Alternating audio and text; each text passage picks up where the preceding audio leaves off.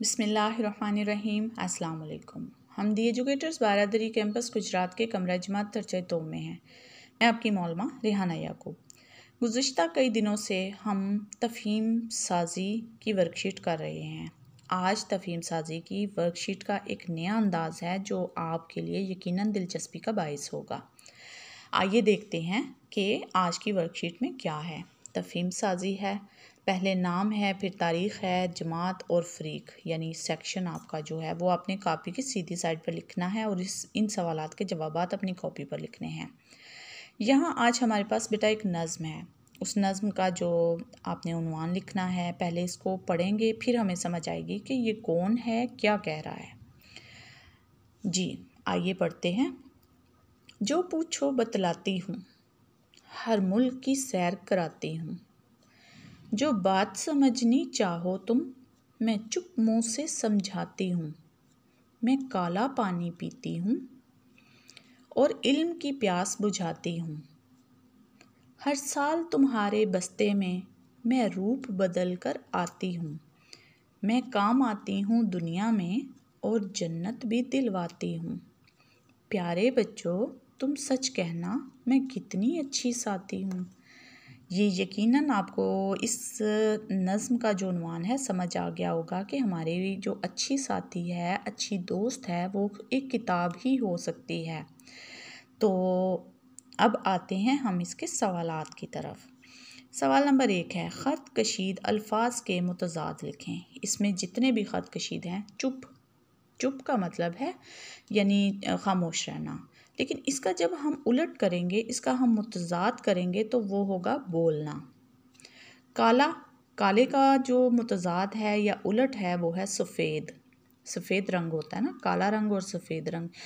काला पानी यहाँ स्याही से तशबीह दिया गया है, यानी जिससे ये लफ्ज़ लिखे गए हैं, ये लफ्ज़ काले पानी से लिखे गए हैं ना।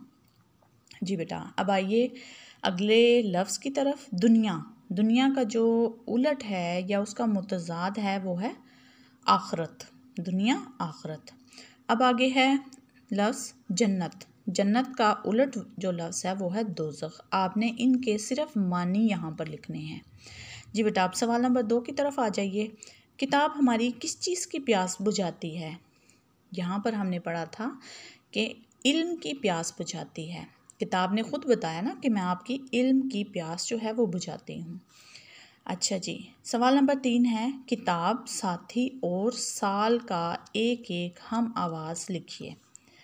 किताब जैसे लफ्ज़ है, आपने इससे मिलता जुलता एक लफ्ज़ लिखना है।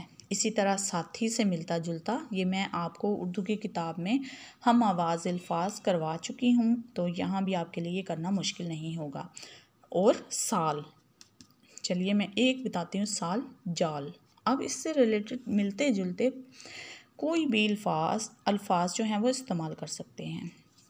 अब आइए सवाल नंबर 4 की तरफ। किताब हमारा कैसा साथी है? किताब हमारा बहुत अच्छा साथी है।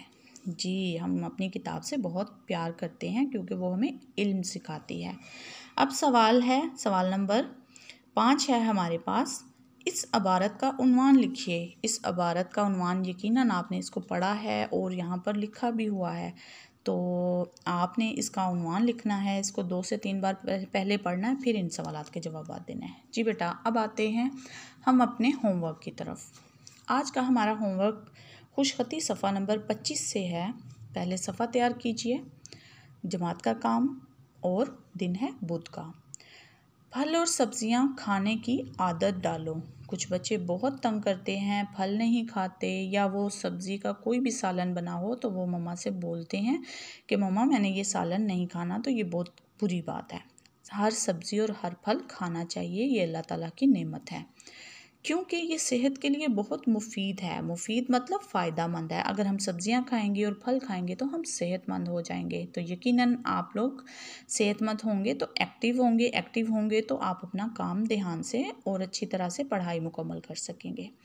जी बेटा, आज का आपका जो काम है, आपने इन 3 लाइनों की ट्रेसिंग करनी है। यहाँ भी 3 लाइनों की ट्रेसिंग करनी है। ये 2 लाइनें आपने खुद लिखनी हैं। यह आपने काम साफ़ सुथरा और अच्छा सा करना है। आज का काम बस इतना ही है। अब अपनी टीचर रेहाना याकूब को इजाज़त दीजिए। अल्लाह हाफिज़।